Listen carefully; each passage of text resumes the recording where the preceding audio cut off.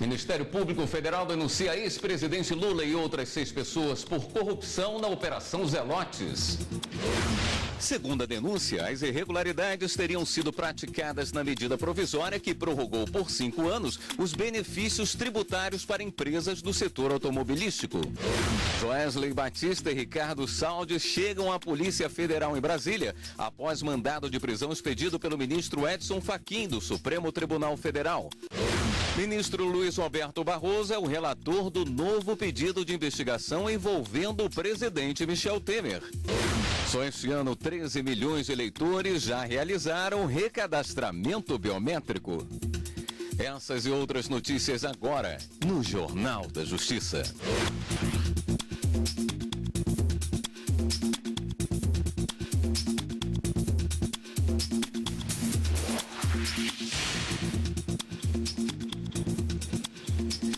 Boa noite. O dono da JBS, Joesley Batista, e o executivo da empresa, Ricardo Saldi, já estão na Superintendência da Polícia Federal em Brasília. Guilherme Menezes tem mais informações. Guilherme, boa noite. Boa noite, William. Boa noite a todos. Joesley e Saldi passaram pelo Instituto Médico Legal de Brasília para fazer exame de corpo de delito. Depois foram levados para a Superintendência da Polícia Federal, onde vão ficar presos. Nós vamos ver imagens agora. Os dois se entregaram na sede da Superintendência da Polícia Federal em São Paulo nesse domingo e de lá vieram para Brasília em um jatinho da própria Polícia Federal, junto com malotes cheios de documentos e com laptops apreendidos. O ministro Edson Fachin decretou a prisão temporária dos dois por 5 dias. Ou seja, eles vão ficar apenas esse período presos, a menos que o ministro transforme a prisão em preventiva. Nesse caso, não há prazo determinado. O ministro Fachin julgou que Joesley e Saldi omitiram informações à Procuradoria-Geral da República quando fecharam o acordo de colaboração premiada. Eles teriam omitido, por exemplo, a informação de que teriam recebido ajuda do ex-procurador Marcelo Miller na hora de fechar a colaboração. Aliás, o pedido de prisão de Marcelo Miller foi negado pelo ministro Fachin por falta de provas, de indícios contundentes de que ele faria parte da suposta organização criminosa. William. Obrigado, Guilherme. E a Justiça Federal do Distrito Federal suspendeu o acordo de leniência firmado entre o Grupo JF e o Ministério Público Federal. Segundo o juiz Valisley de Souza Oliveira, o acordo estava condicionado à decisão do Supremo Tribunal Federal sobre as delações dos executivos do grupo. O acordo não terá efeito até decisão do STF.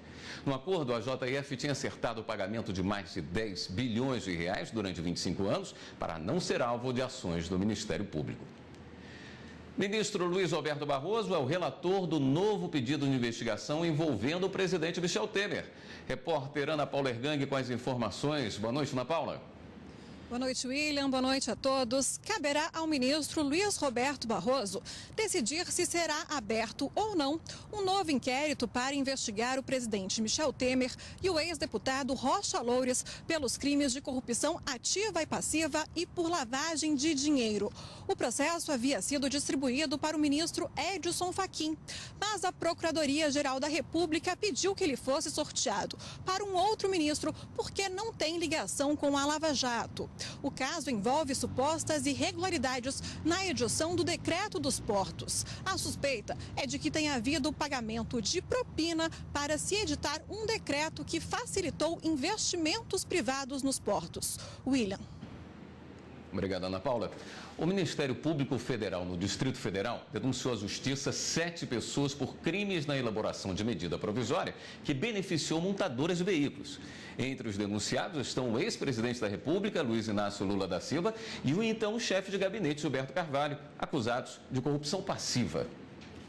6 milhões de reais. Esse foi o valor em propina que supostamente seria paga ao ex-presidente Lula e Gilberto Carvalho para viabilizar e agilizar em 2009 a edição da medida provisória que prorrogou por 5 anos benefícios tributários destinados a empresas do setor automobilístico. Outras 5 pessoas são acusadas pelo crime de corrupção ativa, entre eles um ex-conselheiro do Conselho Administrativo de Recursos Fiscais, o CARF. De acordo com a investigação no âmbito da Operação Zelotes, a edição e a aprovação da medida provisória envolveu a promessa de pagamentos de vantagens indevidas a intermediários do esquema e a agentes políticos. A empresa MM, ligada ao setor de veículos, foi denunciada e supostamente fazia distribuição da propina. Parte do dinheiro também foi usada para comprar o cancelamento de um débito de 265 milhões de reais de um recurso no CARF. O dinheiro também seria usado para custear campanhas eleitorais do PT. O MPF pede que os envolvidos paguem 12 milhões de reais para ressarcir os prejuízos aos cofres públicos e multa por danos morais coletivos. 4 dos denunciados já foram processados e condenados por atos praticados durante a tramitação da MP no Congresso Nacional. O ministro Alexandre de Moraes, do Supremo Tribunal Federal, suspendeu os efeitos de decisão do Tribunal de Contas da União, que restringiu o acesso de beneficiários a políticas públicas do Programa Nacional de Reforma Agrária. A decisão cautelar, que será submetida ao plenário, foi uma ação proposta pela Procuradoria-Geral da República. O TCU suspendeu o acesso a benefícios após indícios de irregularidades. Mas a PGR sustentou que suspender toda a política de reforma agrária prejudica milhares de brasileiros. Para o ministro Alexandre de Moraes, a decisão do TCU extrapolou as competências constitucionais do órgão. Nesta segunda-feira, um dos maiores atentados terroristas do mundo completa 16 anos. O 11 de setembro foi marcado pelos ataques às Torres Gêmeas em Nova York, nos Estados Unidos, e também ao Pentágono pelo grupo terrorista Al-Qaeda. Na manhã de 11 de setembro de 2001, 4 aviões comerciais foram sequestrados por membros da Al-Qaeda. 2 deles foram lançados contra as Torres Gêmeas na ilha de Manhattan, em Nova York. O terceiro avião atingiu o Pentágono no mesmo dia. A 4ª aeronave caiu em um campo na Pensilvânia. Os ataques foram considerados os piores e mais chocantes da história contemporânea. Quase 3 mil pessoas morreram. O episódio intensificou o combate ao terrorismo em todo o mundo. Depois do 11 de setembro, nós vimos poucos atentados em larga escala, como o 11 de setembro e como alguns atentados da Al-Qaeda anteriores ao 11 de setembro. O que significa que essa estratégia que começou no ano 2001 pelos Estados Unidos e pelos seus aliados, o Reino Unido, a Alemanha, outros países europeus, França, isso acabou por inibir ações terroristas em larga escala. Algo como 2001 nós não vimos, né? Nós vimos um ataque em Madrid em 2004, nós vimos um ataque em Londres em 2005, mas nós não vimos mais atentados em larga escala como em Nova York e Washington em 2001. Vamos a um rápido intervalo e voltamos a seguir com outras notícias. Só este ano, 13 milhões de eleitores já realizaram o recadastramento biométrico. A gente volta já já.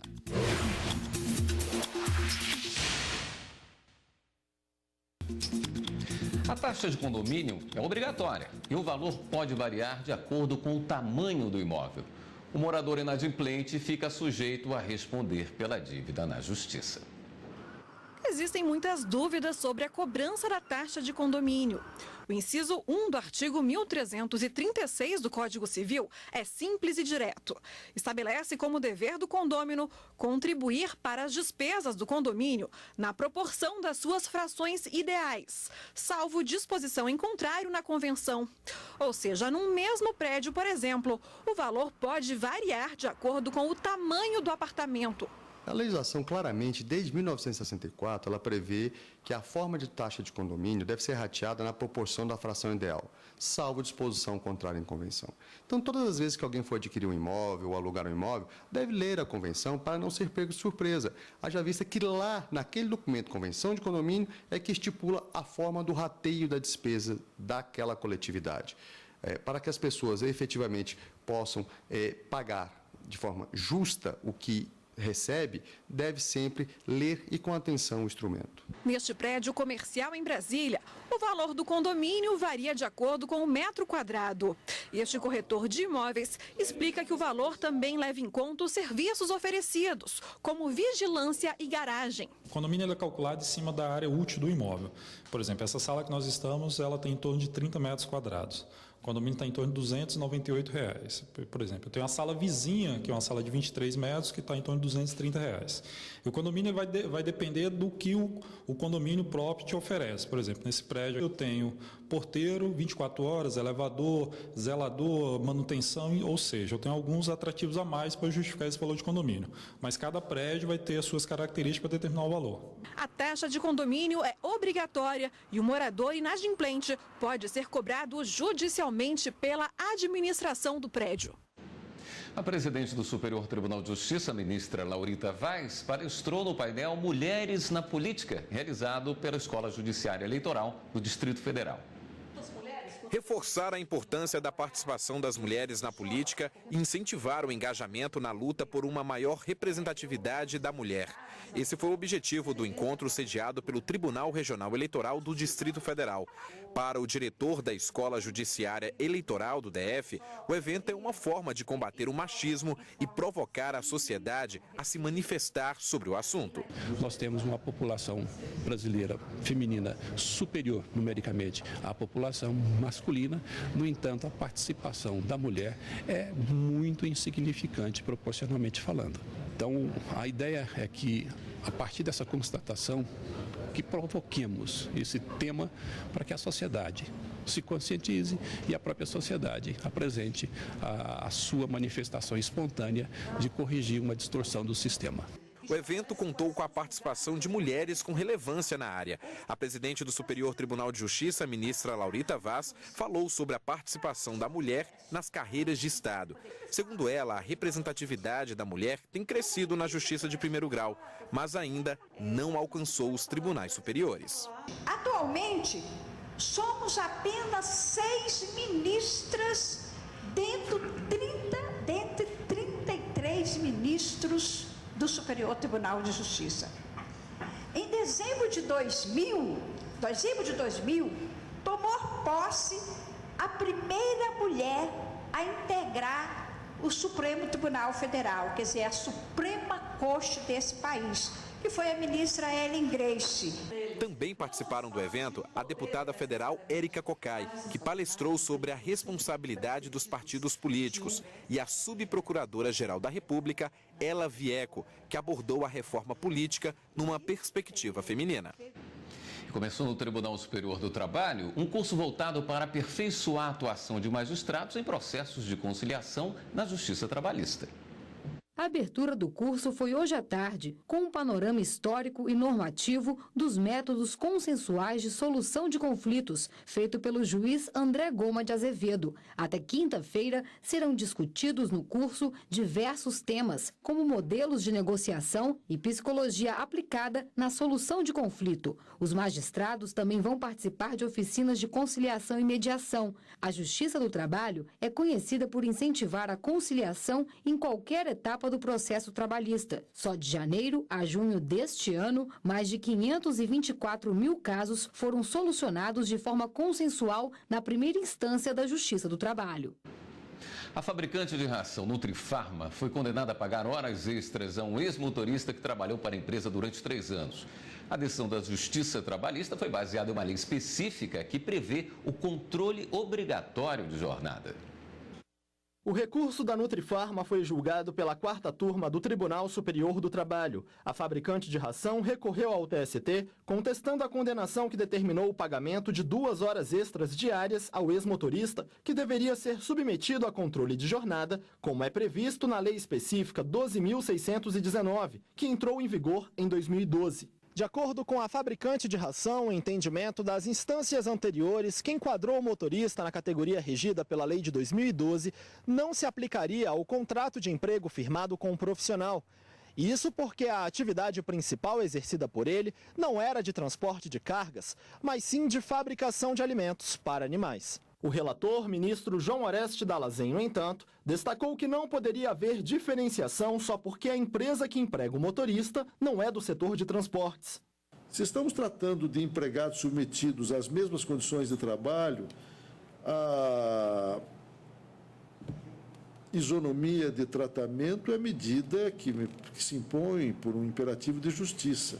O ministro lembrou ainda que a lei lista as atividades ou categorias econômicas às quais se aplica e que os motoristas profissionais de veículos automotores cuja condução exija formação profissional integram a categoria profissional tratada na norma, desde que exerçam atividade mediante vínculo. A referência a atividades, para mim, é indicativo que não precisa ser necessariamente a categoria econômica transportador de cargas.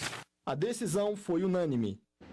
Até o último levantamento realizado pela Justiça Eleitoral, 13 milhões de eleitores fizeram recadastramento biométrico neste ano. O número corresponde à metade da meta para 2017. O objetivo da Justiça Eleitoral é que até o fim do ano, 26 milhões de eleitores façam recadastramento biométrico. Dos 146 milhões de eleitores brasileiros, 61 milhões já podem ser identificados pela impressão digital na hora de votar. O TSE quer recadastrar todo o eleitorado brasileiro até 2022. Tocantins conseguiu superar a meta estadual. A previsão era de que 248 mil eleitores fossem recadastrados, mas 261 mil pessoas já podem ser identificadas pela digital na hora de votar. A campanha A Digital de Cada Um Faz a Diferença, lançada pela Justiça Eleitoral em março, tem como objetivo mostrar a importância do comparecimento do eleitor aos cartórios para fazer o recadastramento biométrico. Por isso não pode faltar ninguém, vem pra biometria, vem. E a seguir, no próximo bloco do Jornal da Justiça. Código de Defesa do Consumidor completa 27 anos. Voltamos em instantes.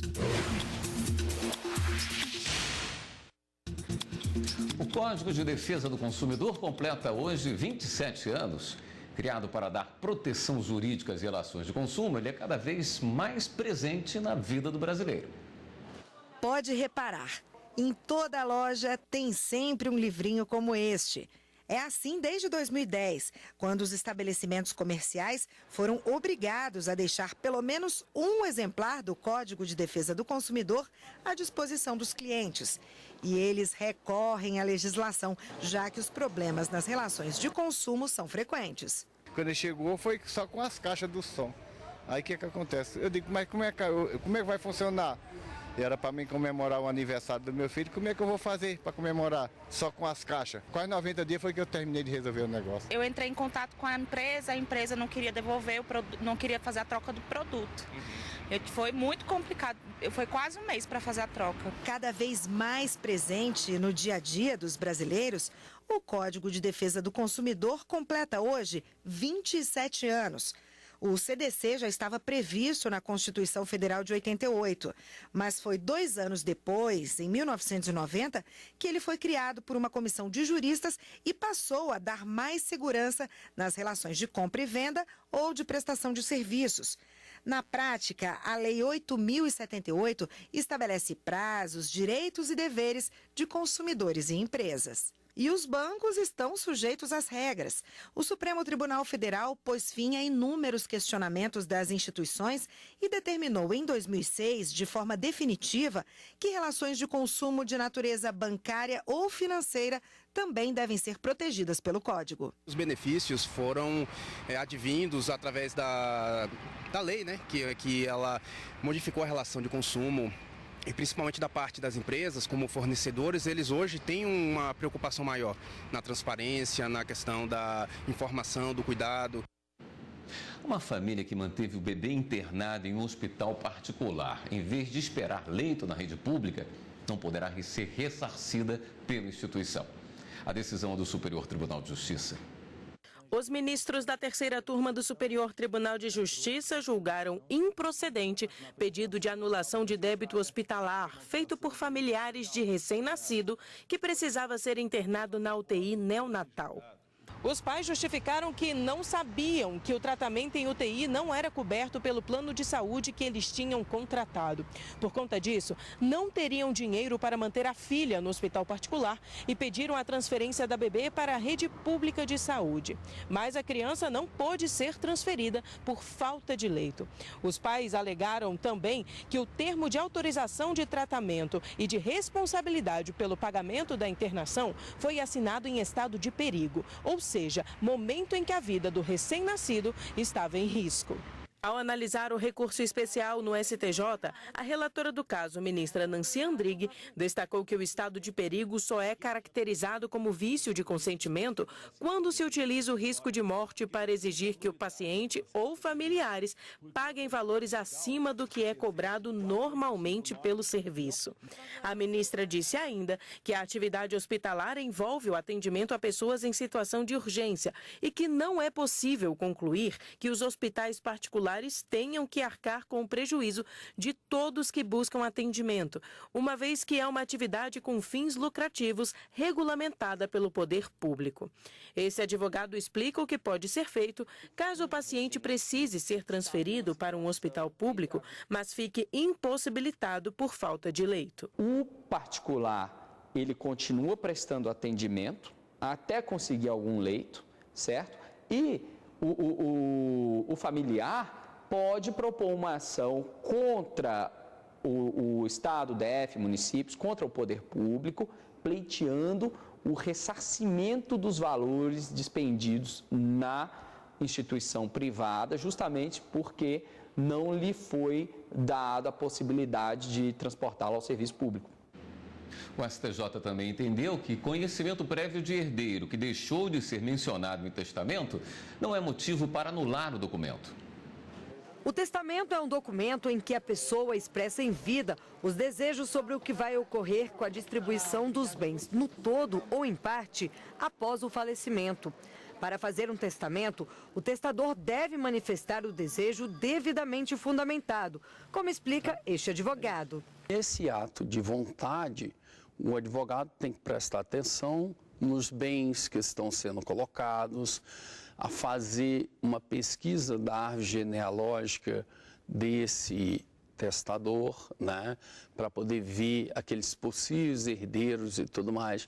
E tem que ser exposto a ele o nome dessas pessoas para se verificar a vontade de se expressar naquele documento, que se torna um ato de vontade legal. Em Minas Gerais, o neto entrou na justiça para pedir a anulação do testamento da avó. Ele alegou que ela deixou de reconhecê-lo no documento. A Justiça Mineira não aceitou o pedido e o neto recorreu ao Superior Tribunal de Justiça, que também rejeitou o recurso. Ao analisar o caso, a relatora ministra Nancy Andrighi destacou que a anulação de um testamento é uma medida extrema e que o ordenamento jurídico brasileiro impõe a preferência do que o testador quer em vida. Destacou ainda que o Tribunal de Justiça de Minas Gerais comprovou a existência de relação de afeto do neto com a avó e que ele teria sido beneficiado ao receber alguns imóveis que pertenciam ao pai. Para a ministra, a tese de que houve equívoco na declaração da testadora não justifica a anulação do testamento. A investigação de possíveis irregularidades na partilha dos bens pode ser feita durante a realização do inventário e, se houver prejuízo, o neto pode defender em juízo. Um mutirão analisou 100 processos no município de Piranhas, no interior de Alagoas. A equipe de conciliadores mediou acordos e vários participantes saíram com os problemas resolvidos. Depois de alguns desentendimentos e discussões, Monique procurou a justiça para tentar solucionar o pagamento da pensão alimentícia dos 2 filhos dela e do ex-marido. E foi durante uma audiência de conciliação na comarca de Piranhas que eles finalmente entraram em um acordo. A gente ficou para pagar a pensão dia 26. Tudo certinho, bem rápido. Durante 3 dias, a equipe de conciliadores da comarca, coordenados pela juíza Mini Mafra, mediaram audiências de conciliação durante um mutirão que pautou 98 processos, a grande maioria relacionada a direito de família e relações de consumo. Sempre é feita uma triagem desses processos em que se vislumbra a possibilidade de acordo, principalmente em razão de pedidos de alimento, que a gente vê que realmente há essa vontade das partes em conciliar, e a gente sempre faz esses mutirões que duram em média 3 dias. Grande parcela da população que recorre à justiça na cidade ribeirinha não tem advogado constituído, e aqui na comarca eles são assistidos pelos advogados de assistência jurídica do município, que atuam como defensores públicos estaduais. Esse trabalho vem ajudando a realização das audiências. Não existe a figura do defensor público. Então, diante disso, o município reconhece essa ausência e essa necessidade e aí condiciona os advogados, que somos em quadra, para prestar essa assistência judiciária. O advogado André Ferreira participou do mutirão.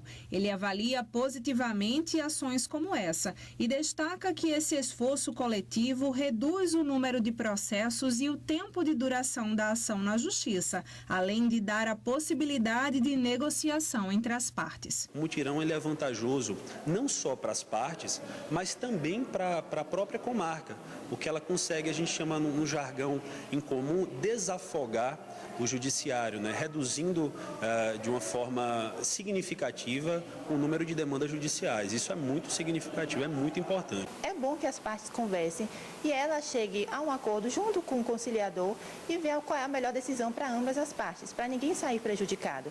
E dessa forma, aquilo que foi decidido vai ser muito mais fácil de ser cumprido do que chegar simplesmente o juiz que está afastado da situação e decidir por si. O Jornal da Justiça fica por aqui. Outras notícias do Judiciário você acompanha amanhã, 13h, no Jornal da Justiça, primeira edição. Uma boa noite para você e continue aqui na TV Justiça.